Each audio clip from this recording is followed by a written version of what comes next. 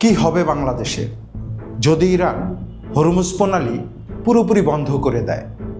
Hormuz প্রণালী বিশ্বের অন্যতম গুরুত্বপূর্ণ জলপথ, যা পারস্য উপসাগরকে ওমান উপসাগর এবং আরব সাগরের সাথে যুক্ত করেছে। বিশ্বের দৈনিক তেলের প্রায় 20% সরবরাহ হয় ইরানের হরমুজ প্রণালীর মাধ্যমে। বাংলাদেশ তার জ্বালানি চাহিদার একটি বড় অংশ মধ্যপ্রাচ্যের দেশগুলো থেকে আমদানি করে, যার সিংহভাগই এই প্রণালী দিয়ে আসে। ঠিক এমন এক সময়ে যখন ইরানের সঙ্গে যুক্তরাষ্ট্র ইসরায়েলের মধ্যে উত্তেজনা চরমে, তখন হরমুজ প্রণালী ঘিরে আশঙ্কা দেখা দিয়েছে।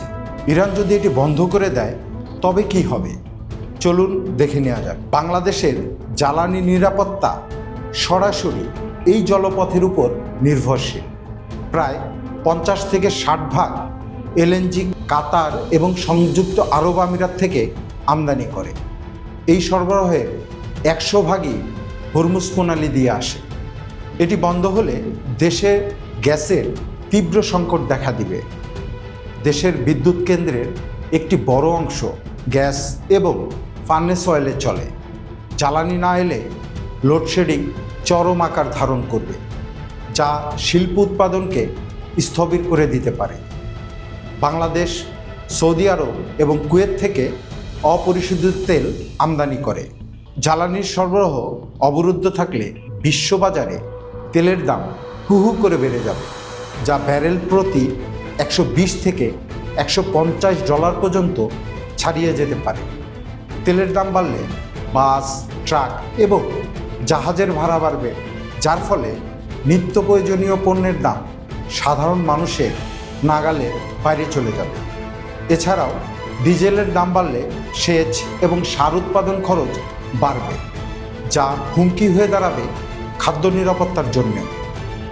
বাংলাদেশের তৈরি পোশাক শিল্পের কাঁচামাল যেমন সিনথেটিক ফাইবার ও পেট্রোকেমিক্যালস, এগুলো আমদানিতেও খরচ বাড়বে, যার ফলে দ্রব্যমূল্যের লাগামহীন ঊর্ধ্বগতি সাধারণ ও মধ্যবিত্ত মানুষের জন্যে চরম দুর্ভোগের কারণ হয়ে দাঁড়াবে। মধ্যপ্রাচ্যে বাংলাদেশে প্রায় 1 কোটির বেশি শ্রমিক কাজ করে।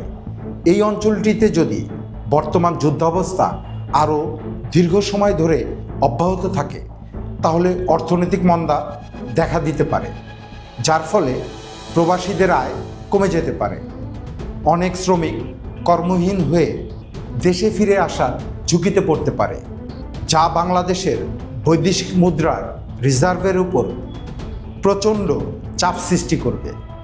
দীর্ঘমেয়াদী অর্থনৈতিক ঝুঁকি, উচ্চ মূল্যে জ্বালানি কিনতে গিয়ে বাংলাদেশের বৈদেশিক মুদ্রার রিজার্ভ দ্রুত কমে যেতে পারে। অনিশ্চয়তার কারণে বিদেশি বিনিয়োগকারীরা বাংলাদেশে বিনিয়োগে নিরুৎসাহিত হতে পারেন। বিকল্প উৎস হিসাবে কাতার বা সৌদি আরবের বাইরের বিকল্প দেশ যেমন ইন্দোনেশিয়া, মালয়েশিয়া বা অস্ট্রেলিয়া থেকে জ্বালানি সংগ্রহের দীর্ঘমেয়াদী চুক্তি করা যেতে পারে। দেশে জ্বালানি তেলের অন্তত 3 থেকে 6 মাসের জরুরি মজুদ নিশ্চিত করা যেতে পারে।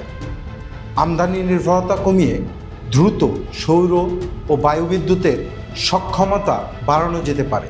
জ্বালানি ব্যবহারের ক্ষেত্রে মিতব্যয়ী হতে হবে।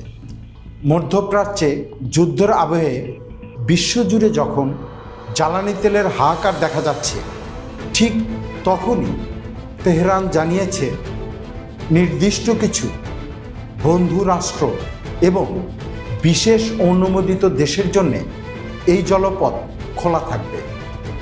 ইরানের এই বন্ধু তালিকায় বাংলাদেশের পাশাপাশি ভারত, চীন, রাশিয়া এবং পাকিস্তানও রয়েছে। পশ্চিমা সংবাদ মাধ্যমগুলো দাবি করেছিল ইরান এই জলপথ পুরোপুরি বন্ধ করে দিয়েছে, কিন্তু সেই দাবি নাকচ করে দিয়েছেন ইরানের পররাষ্ট্রমন্ত্রী আব্বাস আরাকচি।